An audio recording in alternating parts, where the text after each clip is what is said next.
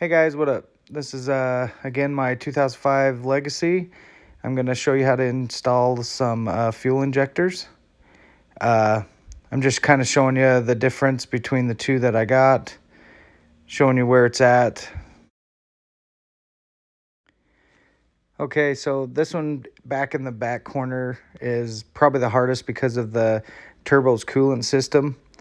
Uh, that one was pretty difficult to get to, but accessible. You just have to remove it a little bit, and you could get to it. It's not bad.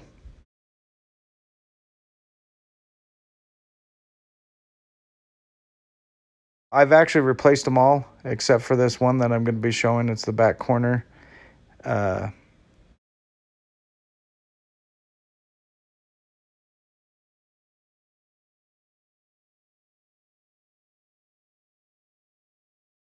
all right, once you get the screw out, then it's just a little flap, little metal flap that fits over it.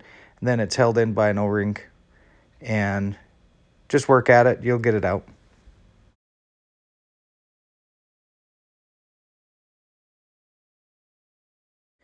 All right, what I'm going to be pointing at is to just show you to make sure you disconnect each injector. You don't want to be like twisting and yanking and trying to get it out. I'm sure there's probably an easier way to get these, but I mean, with what backyard tools I have, I just used what was accessible to me.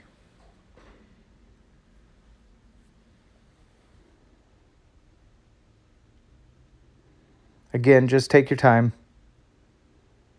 That O-ring is pretty tight and it holds it pretty well. So here it is. Able to take it out.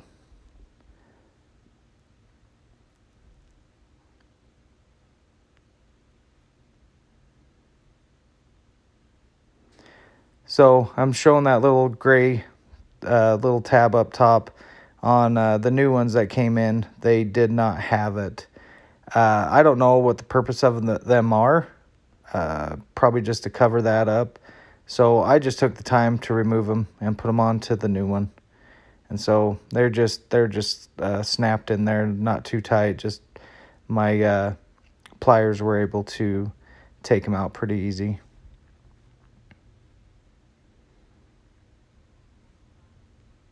All right, there you have it.